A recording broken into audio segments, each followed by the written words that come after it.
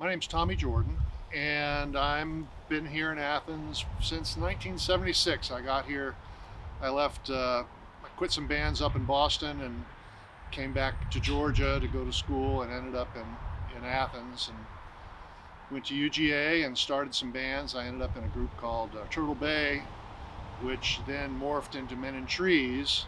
And we played around here in the early 80s and into the early 90s. Uh, I worked at the El Dorado Cafe, which was in the Morton Theater. I started off as a dishwasher and ended up as a manager, but the people that worked with me were Keith Strickland and Fred Schneider, and I used to write the payroll and listen to the B-52s practice in the back room behind the El Dorado, and it was kind of a cool place to kind of come up. As time went on, I mean, not much time, R.E.M. came along and we played.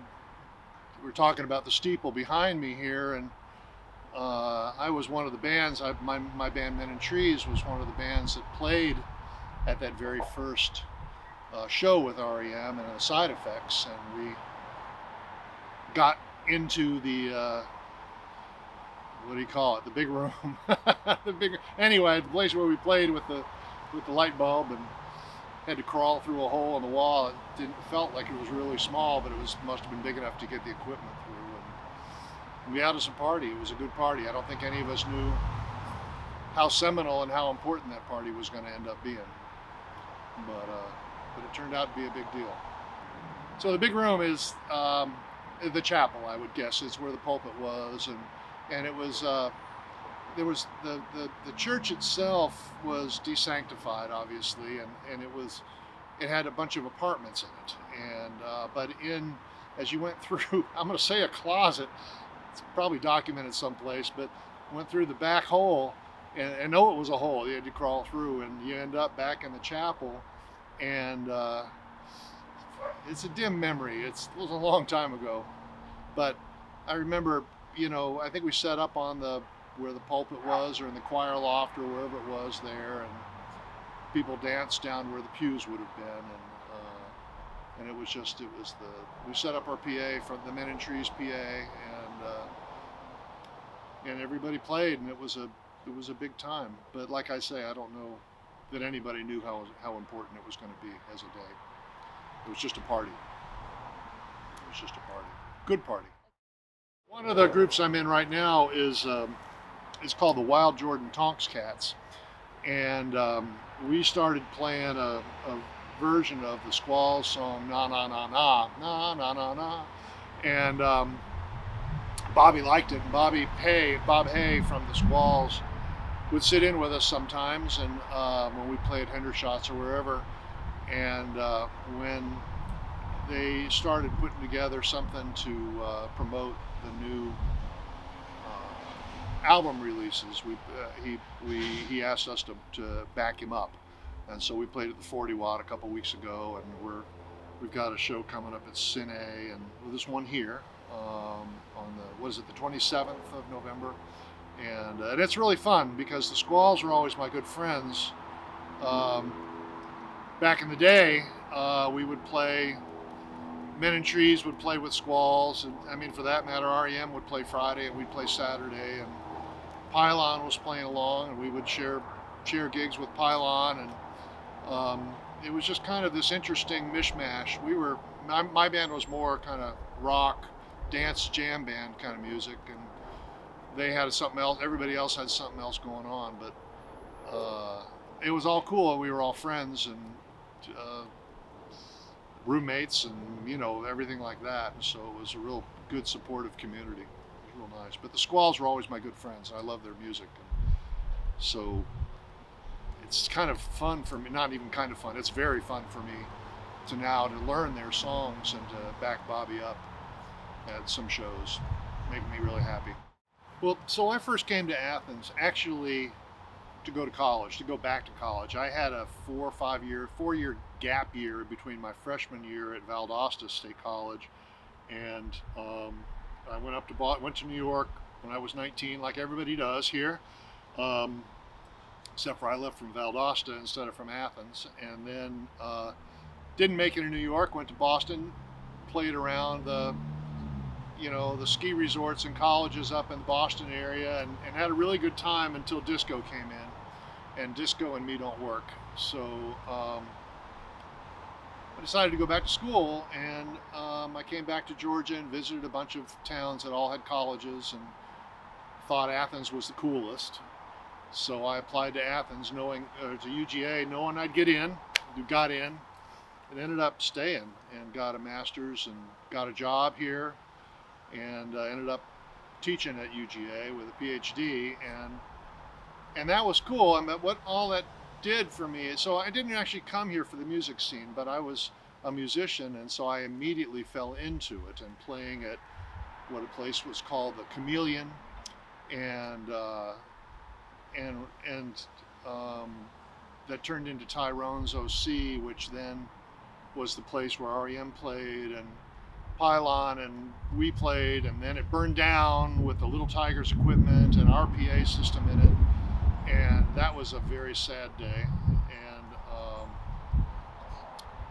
And I just kept on playing. Men and Trees kept playing, and then I was working. But the nice thing about a job at the university is that there's some flexibility, and so that allowed me to go out of town for long weekends to play, or do whatever I needed to do. And so I just never stopped.